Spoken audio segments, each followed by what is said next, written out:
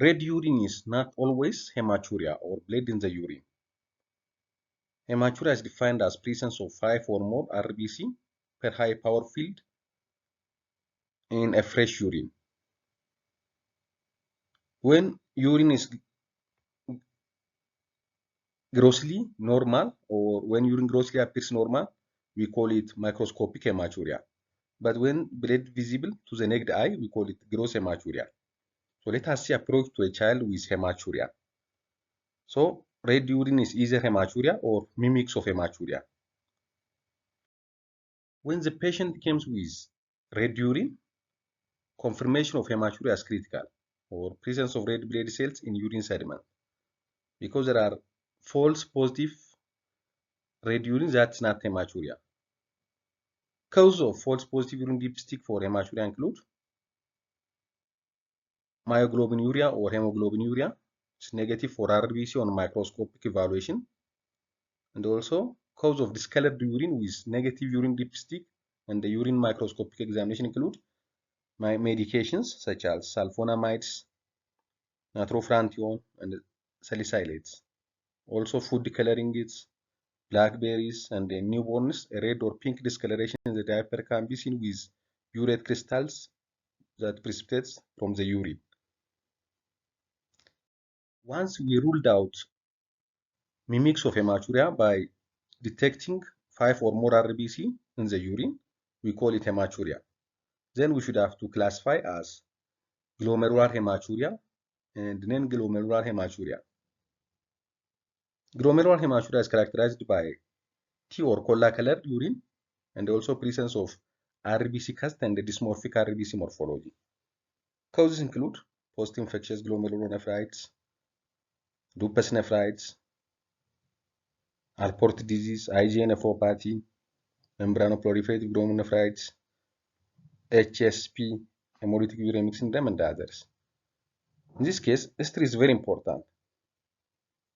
For example, in the case of post-infectious glomerulonephritis, they present 2 weeks after infection. Lupus nephritis is characterized by the presence of additional things such as malar rash, joint pain, anemia. Alport disease is characterized by a young man with sensorineural hearing loss and ocular abnormalities. IgA nephropathy is characterized by gross hematuria with upper respiratory tract infection or acute gastroenteritis. Simulation of IgA production. HUS is characterized by dark urine, hypertension, oliguria, pallor, anemia, and also history of schistocyte and polyferal smear, thrombocytopenia, and history of bloody diarrhea. Non-glomerular hematuria is characterized by renal tubular epithelial or WBC cast and a normal RBC morphology. In the case of non-glomerular hematuria, there is no RBC cast and RBC is having normal morphology or eumorphic RBC. In addition, presence of clots is a sign of non-glomerular hematuria. Urine might be brown due to clot in a bladder. They might be accompanied by dysuria. So, once we confirm hematuria by detecting more than 5 RBC per power field, we should have to check for RBC cast and the shape of RBC. If there is RBC cast and the dysmorphic RBC, it is glomerular hematuria. If there is no RBC cast and the normal RBC shape, it is non-glomerular hematuria. In addition, in the case of non-glomerular hematuria, there might be dysuria and also presence of clots in the urine. After classifying hematuria as non-glomerular and glomerular hematuria, diagnostic workup is different for both of them. Diagnostic workup for extraglomerular causes include urine culture, urine calcium to creatinine ratio, renal or bladder ultrasound looking for debris or stone, and if crystalluria or urolithiasis or nephrocalcinosis, 24-hour urine for calcium, creatinine, uric acid, oxalate, cysteine, and citrate levels can be done.